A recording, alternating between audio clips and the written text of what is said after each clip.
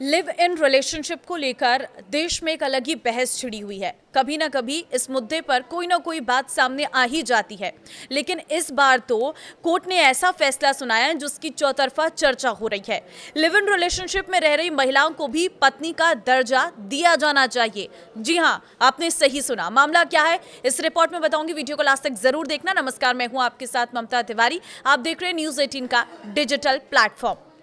Live in relationship में रह रही महिलाओं को भी पत्नी का दर्जा दिया जाना चाहिए। आपने सही सुना, ये बयान दिया गया है मद्रास हाई कोर्ट की मदुरै बेंच ने लिव इन रिलेशनशिप में रह रही महिलाओं की सुरक्षा को लेकर एक अहम टिप्पणी की है। अदालत ने कहा कि महिलाओं को संरक्षण देने के लिए प्राचीन गंधर्व विवाह की अवधारणा के तहत लिव इन रिलेशनशिप में रह रही महिलाओं को भी पत्नी का दर्जा दिया जाना चाहिए।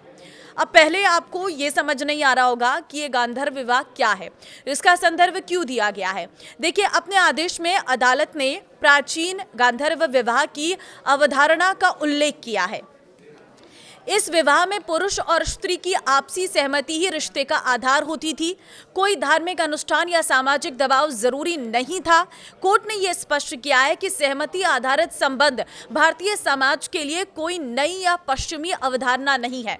हालांकि अदालत ने यह भी साफ किया है कि गांधर्व विवाह आज कानूनी विवाह नहीं है, लेकिन इसका संदर्भ ये बताने के लिए है कि सहमति आधारित रिश्तों को पूरी तरह अनैतिक या अवैध नहीं ठहराया जा सकता है। जस्टिस एस श्रीमती ने तमिलनाडु के तिरुचिरापल्ली जिले के मडपराई ऑल वुमेन पुलिस स्टेशन में एक बयान दर्ज हुआ था। उसी मामले में सुनवाई के दौरान आरोपी व्यक्ति की अग्रिम जमानत याचिका खारिज करते हुए समाचार एजेंसी ANI के मुताबिक आरोपी पर महिला से शादी का झूठा वादा कर शारीरिक संबंध बनाने का आरोप है। अदालत ने कहा कि मौजूदा सामाजिक ढांचे में अदालतों की यह जिम्मेदारी है कि वे कमजोर महिलाओं की रक्षा करें, क्योंकि लिव इन रिलेशनशिप में रहने वाली महिलाओं को वो कानूनी सुरक्षा नहीं मिल पाती है जो विवाह के बाद पत्नी को मिलती है।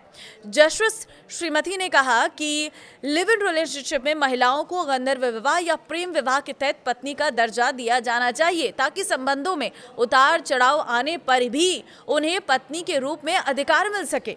दरअसल आरोपी व्यक्ति एक महिला के साथ लिव इन रिलेशनशिप में रह रहा था।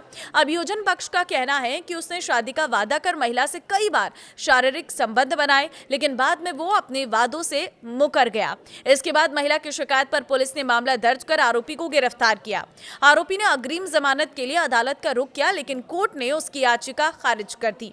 अदालत ने आरोपी के खिलाफ भारतीय न्याय संहिता BNS की धारा 69 के तहत प्रथम दृष्टया मामला बनता पाया है।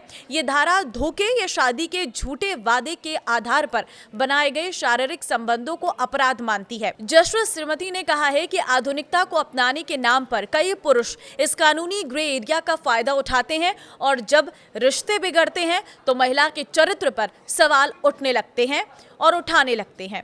उन्होंने कहा है कि पुरुष खुद को आधुनिक मानते हैं, लेकिन संबंध टूटते ही महिलाओं को बदनाम करने के पीछे नहीं हटते हैं। अदालत ने यह भी कहा है कि भले ही भारत में लिव इन रिलेशनशिप को अब भी सांस्कृतिक झटका माना जाता हो, लेकिन ये समाज में आम होता जा रहा है। कई युवा महिलाएं आधुनिक जीवन शैली अपनाने की चाह में ऐसे रिश्तों में प्रवेश करती हैं, लेकिन बाद में ये महसूस करती हैं कि कानून उन्हें वो सुरक्षा नहीं देता जो विवाह के बाद मिलती है। जस्टिस श्रीमती ने कहा कि लड़कियां खुद को आधुनिक मानकर लिव इन रिलेशनशिप चुनती हैं, लेकिन जब उन्हें समझ में आता है कि इसमें शादी जैसी कोई सुरक्षा नहीं है तो सच्चाई उन्हें अंदर तक झकझोर देती है। अदालत ने स्पष्ट किया है कि जो पुरुष आधुनिकता के नाम पर महिलाओं का शोषण करते हैं और बाद में शादी के वादे से मुकर जाते हैं, वे कानून से नहीं बच सकते हैं। उन्होंने कहा कि यदि विवाह संभव नहीं है तो ऐसे पुरुषों को कानून का सामना करना होगा। अदालत के अनुसार भारतीय न्याय संहिता की धारा 69 फिलहाल ऐसे मामलों में महिलाओं की सुरक्षा के लिए एक महत्वपूर्ण कानूनी प्रावधान है।